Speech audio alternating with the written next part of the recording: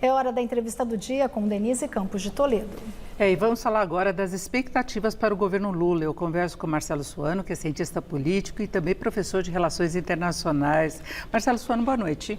Boa noite, Denise. Boa noite a toda a produção da Gazeta e boa noite ao telespectador. Espero contribuir com as reflexões. Pois é, vamos começar falando do destaque aí em termos de tramitação, que é a PEC, né? Hoje ela avançou na CCJ do Senado, com a perspectiva de ser aprovada amanhã no Senado e depois com rapidez também na Câmara, né? Está lutando contra o tempo e houve um corte no valor inicial, já se imaginava isso. Eu queria saber, em termos de negociação política, como é que você está sentindo esse ambiente? Arthur Lira prometendo, inclusive, essa tramitação rápida, só que quis o corte. Tem a questão das emendas colocadas, emendas de relator, que é uma coisa relevante para boa parte dos parlamentares, e reeleição de Lira e também de Rodrigo Pacheco. É outro lado da moeda, né? Denise, espetacular. É um cenário que... Eu vou fazer uma frase de efeito aqui, que pode causar desconforto para muita gente. Eu não tenho nenhuma pretensão de ser ofensivo, mas é da regra da política, mas em especial no Congresso Nacional. Eu tenho falado isso em vários lugares. Você tem uma certeza e uma dúvida, sempre lá. A certeza é que você vai ser traído. A dúvida é quanto. Bom é aquele indivíduo que consegue vincular de uma maneira tal aqueles que o cercam, em que você adia de uma forma bem controlada a traição que virá. Por qual razão? Porque essa traição, ela diz respeito até o processo de negociação política. São poucos os indivíduos que ficam vinculados de uma forma ideológica ou apaixonada por um líder. Lá, o que se está fazendo é negociação política. Basicamente é isso. Por isso, cedo ou tarde, você vai ser traído. Por que eu estou dizendo isso? Porque parte das pessoas que imaginavam que o fato do Congresso ter apresentado uma gama de deputados e uma gama de senadores para a próxima legislatura, em que ali se dizia que é centro-direita ou direita, isso seria uma grande oposição ao novo governo se porventura fosse Sua Excelência o presidente Lula, isso não tem validade. Por qual razão? Porque aqueles que ali estavam, quando você pega um núcleo que poderia ser vinculado ao governo que agora está saindo, ou ideologicamente, por pautas quaisquer que sejam, é muito pequeno. Por que eu estou dizendo isso? Porque quando você viu o processo de eleição do presidente Lula, ele praticamente não apresentou um programa de governo. O que ele apresentou foi uma carta de intenções, e ele sempre remetia a um passado idílico, dizendo, eu fiz. Independentemente das críticas que o Ciro Gomes fazia a ele. Dizendo, e ele continua fazendo isso em relação à responsabilidade fiscal. Sim, e agora só que tem o detalhe. Ele fez uma coligação, ele não fez uma coalizão, para derrotar um adversário comum. Nessa coligação tem indivíduos com demandas as mais variadas possíveis, e essas demandas estão representadas no Congresso por personalidades que lá estão, por partidos, por grupos e por ideologias. Qual é a lógica? Veja, olha como ele sabe o que ele está fazendo e eles têm muita clareza em relação a isso. Ele diz, eu não vou anunciar o meu ministério, só vou anunciar o ministério depois da PEC da transição. Ora, se passar essa PEC da transição, eu anuncio o ministério. Por quê? Porque ele está negociando o cargo já. As pessoas vão dizer, isso é mau caratismo, isso está errado. Não, é o sistema. Governabilidade. É governabilidade. Tem um termo chique, um termo elegante, que é governabilidade. Mas é a realidade desse sistema político. Mas e quando a governabilidade leva a se concordar com a emenda do relator, por exemplo, de se abrir uma brecha no orçamento? Porque a gente vê que há articulações do Congresso, inclusive, para manter esse orçamento secreto, que talvez seja menos secreto, né, que é uma grande cobrança que se faz, talvez proporcional ao tamanho das bancadas, no caso, por exemplo, de STF derrubar, que há essa possibilidade de votação também. Né? Olha, duas questões. A primeira delas é esse ativismo judicial causado pela judicialização da política. Isso não deveria acontecer, mas acontece, porque o sistema que não presta, o nosso sistema político é horrível e ele só gera as piores práticas, não estou falando de corrupção. Estou falando apenas de indivíduos estarem tentando sobreviver. Esse é o primeiro ponto. Quando você teve o orçamento secreto, o que era o orçamento secreto na realidade? O orçamento secreto foi uma tentativa de sobrevivência do Congresso quando o Bolsonaro tentou dizer que não ia negociar individualmente, ele ia negociar apenas com frentes.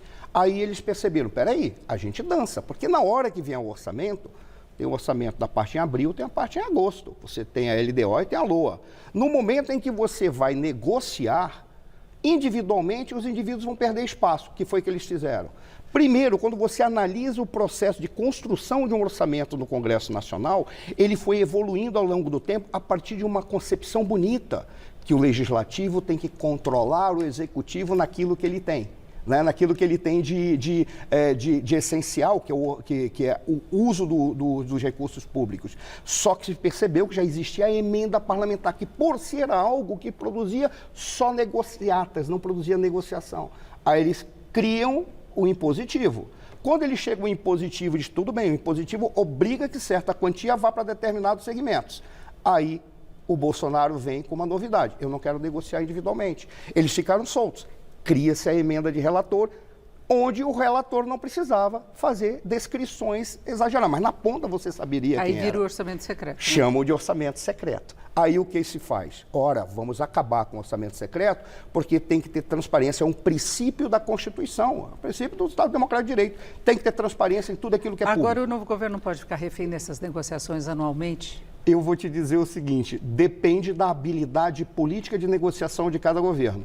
O governo Bolsonaro tinha menos, esse governo terá mais. Quando eu falei daquela coligação que foi construída para derrotar o adversário, agora estão tentando buscar negociações para produzir a governabilidade.